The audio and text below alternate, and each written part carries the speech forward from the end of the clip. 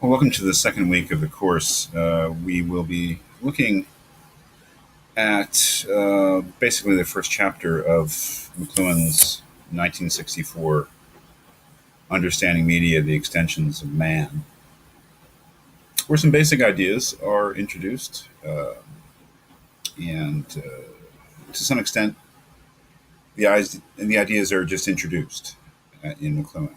And whether they're actually substantiated, his claims about media and its effect on us and its effect on grand levels of human existence, civilization itself, consciousness, community, everything sort of covered in McLuhan. I don't know. I don't know. Um, the notion of proof itself, or the notion of providing substantiation, or what it means to actually establish a claim, maybe that's all up in the air anyway with McLuhan. But we'll see. This is the famous phrase, the medium is the message. And he makes this point several times throughout the book, and I think several times in the opening chapter. What does it mean to say that the medium is the message? He gives us a fairly straightforward definition. He says this is merely to say that the personal and social consequences of any medium, that is, of any extension of ourselves, result from the new scale that is introduced into our affairs by each extension of ourselves or by any new technology. Well, that that may be a somewhat ambiguous definition, especially insofar as he mentions any new technology as opposed to any new medium. It would seem to be that's a significant distinction. Of course, technology is a wider field than media, I would say. But yes, the personal and social consequences of any medium. And he defines the media as extensions of ourselves. And that's a big part of it.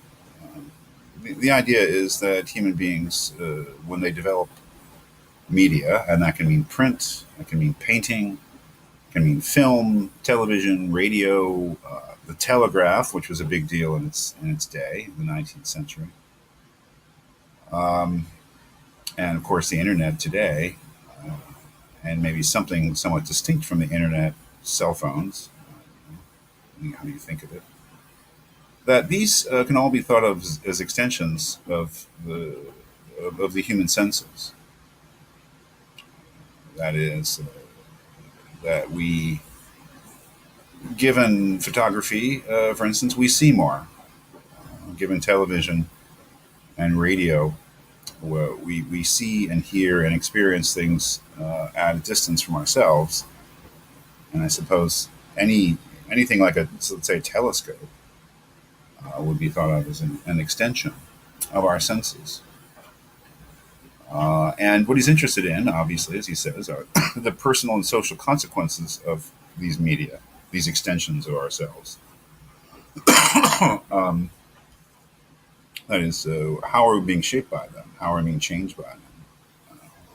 How is the human being, what in his eyes, transformed by the new forms of media? Um, and he continually, say, takes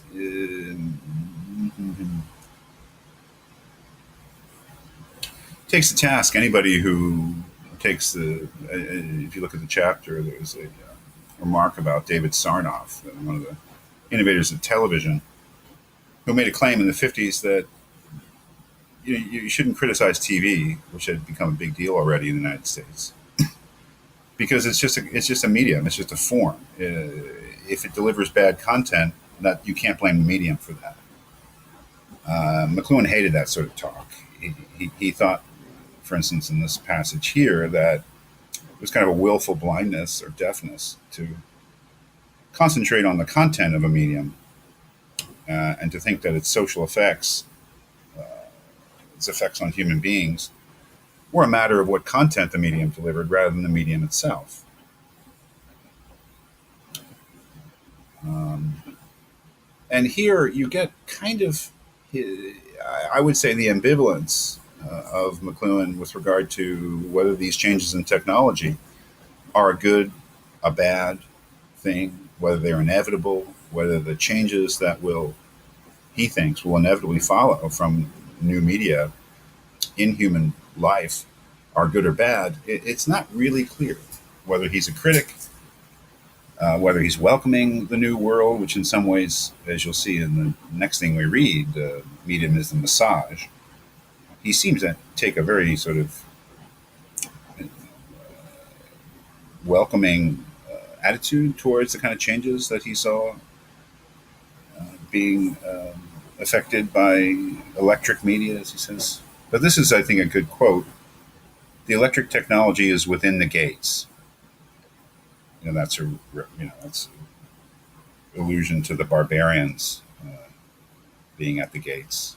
If electric technology, radio, and especially television, is the barbarian, then the barbarian is here. And the old society that was based upon what he calls the Gutenberg technology, which is basically print, that it is coming to an end. It's a form of life grown old, as Hegel would say.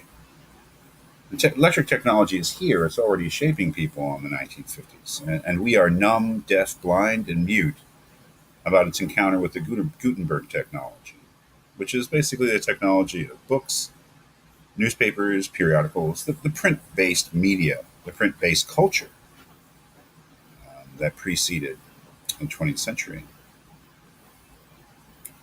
Its encounter with the Gutenberg technology on and through which the American way of life was formed. And it makes it a pretty bold, and you'll see this in Postman, I think goes into a lot more detail about this print culture and why the American way of life in particular was based upon it. It's a pretty grand theme, that is that the electric technologies of his time were transforming the American way of life, upending it, taking away its bases, really. It is, however, no time to suggest strategies when the threat has not even been acknowledged to exist. I am in the position of Louis Pasteur, telling doctors that their greatest enemy was quite invisible and quite unrecognized by them. That's, of course, the germ theory of disease. That is that, Pasteur is trying to tell doctors that the real basis of disease is something that they can't even see, and they're understandably resistant to such a claim.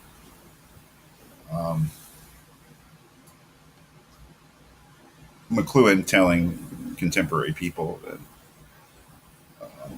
the new world is the world being shaped by the media themselves, not by any particular content.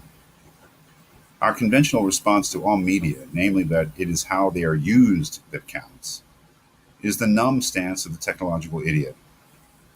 That numbness, he goes into, develops that theme of numbness, that numbness is a natural response to amputation. And new media sort of represent that sort of thing. That is, during a time when new media are introduced, he claims to see a numbness on the part of people. They can't, the lack of perception, kind of not being able to sort of feel anything or feel something or perceive something, because this change is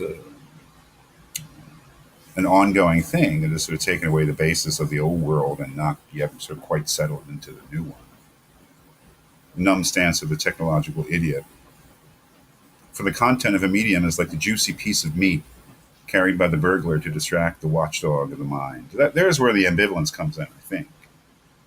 You know, how benevolent are the new media, especially television this time. It's written in the 1960s. Television had just sort of reached its place as the most important medium in American life, certainly. So look a little more at some of the highlights from Chapter 1 of Understanding Media.